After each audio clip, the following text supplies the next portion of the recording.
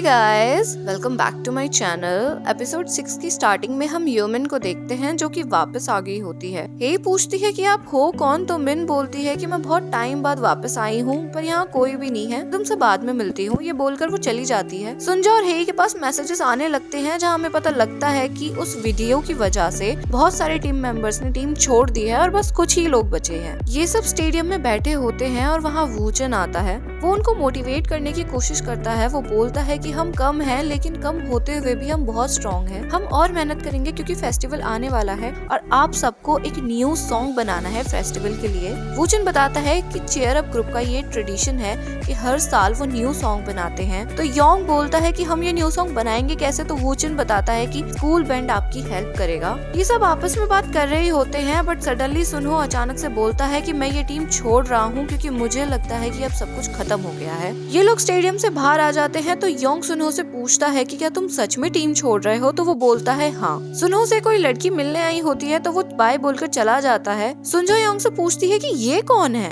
तो योंग बोलता है कि ये सुनहो की न्यू गर्लफ्रेंड है। तो हे शॉक हो जाती है। वो पूछती है कि कब बनी, तो वो बोलता है कि अभी कुछ दिन पहले ही बनी है। योंग कहता है कि कितना अच्छा होता है ना कि जब मन करे तब न्यू गर्लफ्रेंड बना लो। सुंजा कहती है कि सुनहो कुछ ज्यादा ही जल्दी मूव ऑन नहीं हो गया। वो हे से कहती है कि क्या अब तुम्हें रिग्रेट हो रहा है, तो हे का थोड़ा मुंह तो बन जाता है, बट वो बोलती है कि मुझे क्यों रिग्रेट होगा, उसी के लिए अच्छा है, मेरी तरफ से उसे कांग्रेचुलेशंस बोल देना। सीन शिफ्ट होता है जहाँ पर डायरेक्टर रूम में फेस्टिवल को लेकर के मीटिंग हो रही होती है। एक बंदा बोलता है कि फेस्टिवल का बजट सिर्फ $200,000 है और अगर चीयर अप ग्रुप को इस फेस्टिवल को होस्ट करने देंगे तो बिना वजह की बातें बनेंगी। वैसे भी एक्सीडेंट की वजह से बहुत सारी गॉसिप्स बन रही हैं, तो क्या आपको लगता है कि ये सही है? ये बंदा जुंगवो और उसकी टीम से काफी ज्यादा चिढ़ता है और उनके काफी अगेंस्ट है और हमेशा बकवास ही करता है। एनीवे जुंगवो बोलता है कि थैंकफुली कोई हर्ट नहीं हुआ और मैं इस चीज की जिम्मेदारी लेता हूँ कि आगे ऐसा कुछ भी नहीं होगा। मैं सेफ्टी बढ़ा दूंगा, इसलिए आप इस मैटर को ज्यादा ना खींचे और इसका मुद्दा ना बनाएं। अगर हम इस फेस्टिवल को होस्ट करने का राइट स्टूडेंट काउंसिल को दे देंगे तो इसका मतलब है कि बाहर जो भी गॉसिप्स बन रही हैं हमने उन्हें एक्सेप्ट कर लिया है। और वैसे भी जो लास्ट ईयर इंसिडेंट हुआ है उसे भी सॉल्व करना है और जिसकी गलती है उसे पनिश भी करना है। As I told you before कि लास्ट ईयर किसी ने बजट के साथ छेड़छाड़ कर दी थी, जिसकी वजह से चीयर अप ग्रुप सफर कर रहा है और जुंगवो इसलिए इस मैटर को सॉल्व करने में लगा हुआ है। मूविंग ऑन, ये दोनों बाहर आते हैं जहाँ चोही जुंगवो को बोलती है कि तुम इस मैटर के पीछे पड़े क्यों हो, तुम्हें सीनियर ने मना किया था ना ऐसा मत करना,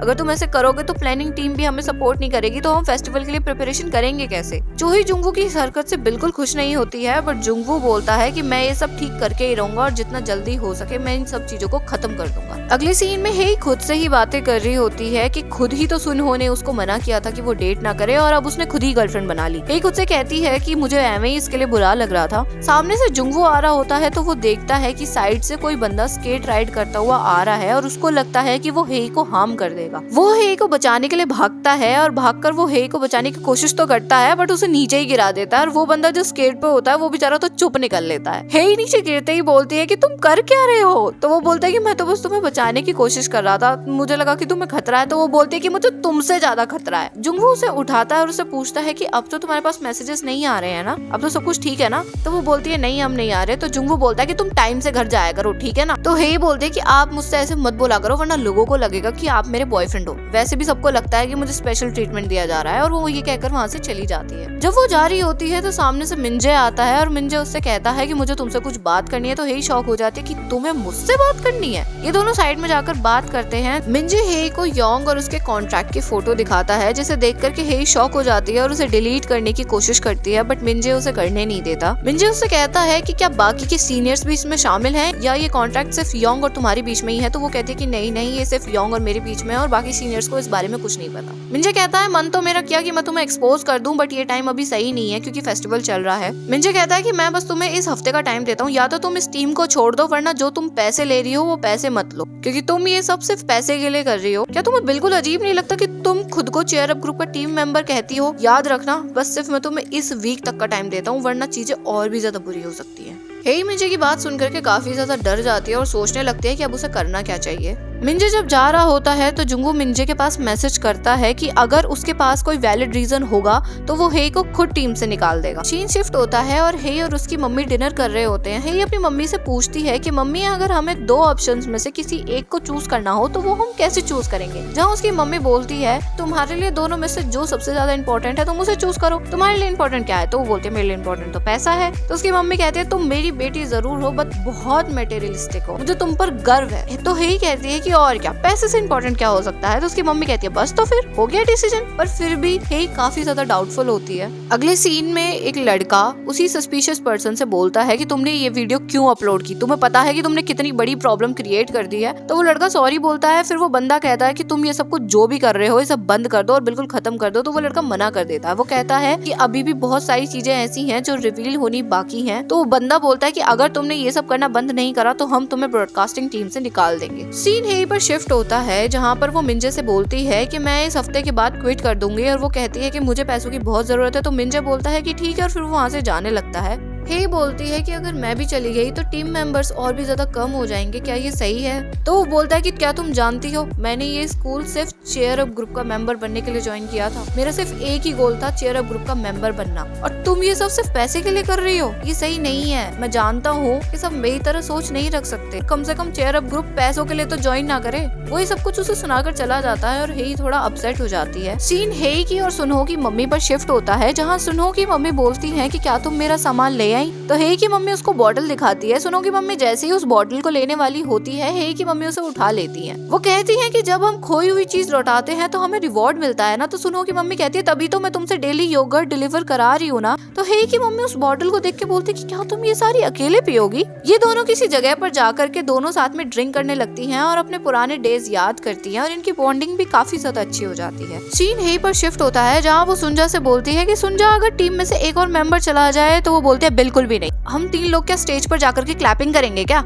ऐसा नहीं हो सकता। सुंजा हे से बोलती है कि अब तो तुम्हारे पास वो उल्टे सीधे मैसेजेस नहीं आ रहे ना। तो हे बोलती है कि मैंने तुमसे कहा था ना वो सब सिर्फ मजाक है, पक्का ब्रॉडकास्टिंग टीम ये सब मजाक कर रही होगी। हे अपना लॉकर खोलती है जिसमें उसे मिन की फोटो दिखती है। मिन की फोटो काफी डैमेज हालत में होती है। इन दोनों को पता नहीं होता कि ये क्या है। तो सुंजा बोलती है कि हमें ये सब सीनियर को बता देना चाहिए और हे बोलती है कि हो सकता है किसी ने गलती से रख दिया हो और वो उस फोटो को अपने बैग में रख लेती है। सीन योंग पर शिफ्ट होता है जहाँ वो रोजेस लेकर के मिस शिन का वेट कर रहा होता है। बट मिस शिन जैसे ही वहाँ पर आती हैं वो उसे क्लियर इग्नोर मार देती हैं और योंग का मुंह बन जाता है। पर वो आगे जाने के बाद योंग को मैसेज करती है कि मुझे 8 बजे रेस्टोरेंट में मिलना, और इन दोनों की भी लव स्टोरी चल जाती है और इन दोनों के बीच में भी हमें कुछ न कुछ तो चलता हुआ दिखाया जाता है। अगले सीन में चारों स्कूल बैंड रूम में जाते हैं जहाँ सुंजा एक बैंड मेंबर से बोलती है कि हम चेयर अप ग्रुप के फ्रेशर टीम मेंबर हैं और हमारे न्यू सॉन्ग के लिए हमें आपकी हेल्प चाहिए। जहाँ वो मेंबर एक बंदे की तरफ इशारा करके बोलता है कि ये है उसका इंचार्ज और सरप्राइजिंगली ये हे का एक्स होता है। हे वहाँ से बहाना बनाकर निकल लेती है तो और उसका एक्स उसका पीछा करता है और वो आकर बोलता है कि जिसको वार्निंग मैसेजेस आ रहे हैं वो तुम ही हो ना,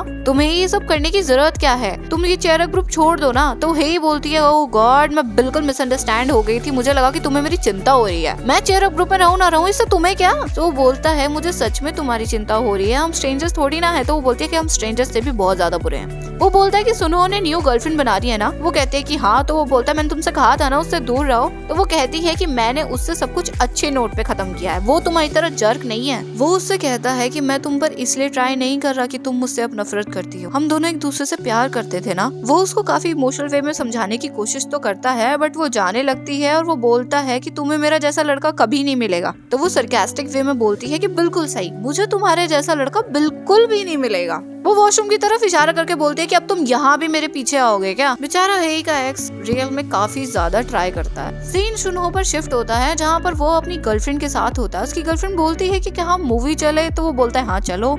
वो कहती है कि हम कैरियोके चले। तो वो बोलता है हाँ ये भी सही है, यहाँ चलो। वो कहती है कि तुम्हारा क्या मन है। तो वो कहता है जहाँ तुम कहो मैं तो वहाँ चलूंगा। तो वो कहती है कि जहाँ तुम कहोगे मैं वहाँ चलूंगी। तो वो कहती है ठीक है तो मूवी चलो। ये दोनों ऐसी बातें करते हैं और हम सुनहो को देखते हैं कि वो अपनी गर्लफ्रेंड के साथ जरूर है बट वो बिल्कुल भी खुश नहीं है। सीन नाइट में जुंगवू पर शिफ्ट होता है जहाँ पर वो अपनी मम्मी से बात कर रहा होता है। उसकी मम्मी कहती है कि तुम्हारी पढ़ाई कैसी चल रही है, तो वो बोलता है कि अच्छी चल रही है। वो कहती है कि अगर तुम्हें किसी भी चीज की जरूरत हो तो मुझे बता देना, झिझक मत करना। वो मना कर देता है। वो कहता है सॉरी मम्मी, मैं आपको बहुत ज्यादा परेशान करता हूँ। उसकी मम्मी बोलती है कि चुप रहो और वो बाय बोल के फोन काट देती है। एक्चुअली में जुंगवू को काफी रिग्रेट हो रहा होता है बिकॉज जुंगवू अपनी स्टडीज पे कुछ खास फोकस नहीं कर रहा होता और उसकी मम्मी को ये भी नहीं पता होता कि जुंगवू चेयर अप ग्रुप की टीम का कैप्टन है। जुंगवू नोटिस करता है कि बाहर कोई तो है, तो वो डरता हुआ हाथ में बैट लेकर के बाहर निकलता है, बट वहाँ पर हेई होती है और काफी फनी वे में खड़ी होती है। जुंगवू कहता है कि तुम इस टाइम यहाँ कर क्या रही हो, तो वो बोलती है कि मेरे एग्जाम्स चल रहे थे तो मैं पढ़ाई कर रही हूँ, मेरे पास खाने के लिए कुछ था तो मैंने सोचा कि मैं यहाँ आ जाऊँ। जुंगवू और हेई दोनों बाहर बैठ जाते हैं जहाँ पर हेई बस खा ही रही होती है और जुंगवू उसे देखता रहता है। हेई खाते खाते कहती है कि मैं ज्यादा नहीं खाऊंगी वरना मुझे नींद आएगी, तो वो कहता है कि तुम ऑलरेडी बहुत ज्यादा खा चुकी हो। ये दोनों ऐसे ही बात करते हैं। फिर सडनली हेई को मिंजे की बात याद आती है और वो जुंगवू को बताने की कोशिश करती है। वो कहती है कि मुझे आपसे कुछ बात करनी है, जहाँ जुंगवू बोलता है कि हाँ बताओ। वो उससे बोलने का बहुत ट्राई करती है बट वो नहीं बोल पाती और तभी वहाँ पर हमें क्यूट सा कपल दिखाया जाता है जिसे देखकर हेई बोलती है कि कितने अजीब लोग हैं ना ये, हर वक्त कभी ये एनिवर्सरी, कभी वो स्पेशल डे, कभी ये दिन, कभी वो दिन। तो जुंगवू बोलता है कि कितना अच्छा है ना, इनके पास इतने सारे डेज है सेलिब्रेट करने के लिए। वो कहती है कि देखो एनिवर्सरी सच में एक स्पेशल डे होता है, लेकिन इतने सारे स्पेशल डे क्यों मनाने भाई, इनमें बहुत पैसा लगता है और इतने सारे स्पेशल डे सेलिब्रेट करने की जरूरत ही क्या है। वो कहती है कि आजकल के टाइम में डेट करना बहुत ज्यादा मुश्किल है, क्योंकि डेट करने का मतलब है बहुत सारे पैसे खर्च करना। जुंगवू बोलता है कि जरूरी नहीं है ऐसा हो, जरूरी नहीं है कि जिसके पास पैसा है वो ही डेट कर सकता है। हेई उसे थोड़ा अजीब तरीके से देखती है, जहाँ जुंगवू बोलता है कि मैं तो बस अपनी बात कर रहा था कि बिना पैसे की भी डेट कर सकते हैं। यहाँ हमें इतनी चीजें तो क्लियर हो जाती है कि इन दोनों के मेंटलिटी रिलेशनशिप्स को लेकर के काफी ज्यादा डिफरेंट है। जुंगवू उससे पूछता है कि तुम मुझे कुछ बताने वाली थी ना, बताओ, बट हेई बोलते कि नहीं नहीं, आप मुझे बाद में याद दिलाना, मैं आपको बाद में बताऊंगी। जुंगवू का वही फ्रेंड जो हेई में इंटरेस्टेड था, जुंगवू उसे मिलने के लिए मैसेज करता है, जिसका उसने रिस्पॉन्स दिया होता है कि ठीक है चलो मिलते हैं। नेक्स्ट मॉर्निंग जुंगवू उससे मिलता है, जहाँ वो उससे पूछता है कि क्या तुम मिन के कांटेक्ट में हो। तो वो लड़का कहता है कि ब्रेकअप के बाद मेरा उससे कोई भी कांटेक्ट नहीं हुआ, दैट मीन्स यही वो लड़का है जो मिन का बॉयफ्रेंड था। वो जुंगवू से कहता है कि वो वीडियो मैंने अपलोड नहीं किया और मेरा उस वीडियो से कोई लेना देना नहीं है, तुमने इसलिए मुझे यहाँ बुलाया है ना। जुंगवू उससे पूछता है कि क्या मिन को भी इसी तरह के मैसेजेस आते थे। तो वो लड़का बोलता है हाँ आते तो थे, पर उसको ये मैसेजेस आते थे कि वो मुझसे ब्रेकअप कर ले। वो लड़का कहता है कि मुझे बहुत बुरा लगा था, क्योंकि इन मैसेजेस के बाद मिन ने मुझसे बात करना छोड़ दिया था और हमारा उसके बाद ब्रेकअप भी हो गया था। सीन शिफ्ट होता है और वूचन सबको एक मैसेज दिखाता है जिसमें जुंगवू ने बोला होता है कि वो और उसकी टीम लास्ट ईयर के इंसिडेंट की इन्वेस्टिगेशन को लेकर के पुलिस को पूरा कोऑपरेशन देगी। इस मैसेज को देख करके सारे टीम मेंबर्स डर जाते हैं और वो सोचने लगते हैं कि अब तो हम गए। तभी वहाँ पर जुंगवू आता है और जुंगवू को देख करके चोही उसके पास जाकर बोलती है कि ये तुमने क्या किया। इससे पहले कि जुंगवू कुछ बोल पाता, पीछे से सू बहुत गुस्से में आता है और जुंगवू से आकर बोलता है कि थैंक यू मुझे अपनी इनोसेंसी प्रूव करने का मौका देने के लिए। सू को देख करके जुंगवू कुछ सोचने लगता है और सीन पास्ट में जाता है, जहाँ पर मिन के एक्स ने जुंगवू से बोला था कि मैं और मिन बहुत ही सीक्रेटली डेट कर रहे थे और हमारे बारे में किसी को भी नहीं पता था सिवाय सू के। और जैसे ही सू को पता चला, उसने सबको बता दिया। तो मुझे लगता है इस मैटर के बारे में कहीं ना कहीं सू को पता होगा। सीन प्रेजेंट में आता है, जहाँ पर सू सारी टीम मेंबर से और जुंगवू से बोलता है कि अब तुम क्या करोगे, तुमने तो सारे सीनियर्स को बहुत ज्यादा नाराज कर दिया, तो तुम्हारे पास स्टाफ ही नहीं रहेगा, तुम्हारी कोई हेल्प भी नहीं करेगा, तो तुम करोगे क्या। और गिने चुने तुम्हारे पास टीम मेंबर्स हैं ही कितने, तो तुम क्या ही कर लोगे। वो टीम मेंबर से बोलता है कि मुझे तुम लोगों के लिए बहुत बुरा लगता है, क्योंकि तुम्हारा तो कैप्टन ही बेकार है। इतने ही पीछे से आवाज आती है कि तुम चिंता मत करो, और ये आवाज और किसी की नहीं हमारी मिन की होती है। और सब लोग मिन को देख करके इतना ज्यादा शॉक हो जाते हैं कि जैसे पता नहीं उन्होंने किसको देख लिया है। गाइस ये एपिसोड काफी ज्यादा इंपॉर्टेंट है और इस एपिसोड की काफी डिटेल एक्सप्लेनेशन मुझे आपको देनी पड़ेगी। ये एपिसोड ज्यादा लंबा ना हो, इस वजह से मुझे इस एपिसोड के 2 पार्ट्स बनाने पड़ेंगे और इस एपिसोड का पार्ट नंबर 2 भी मैं बहुत जल्दी अपलोड कर दूंगी। तो आप बस थोड़ा सा वेट करना। आप इस वीडियो को लाइक कर देना, मेरे चैनल को सब्सक्राइब कर देना और कमेंट भी कर देना अगर आपको मेरी वीडियो पसंद आई हो। मिलते हैं नेक्स्ट पार्ट में, तब तक के लिए बाय गाइस।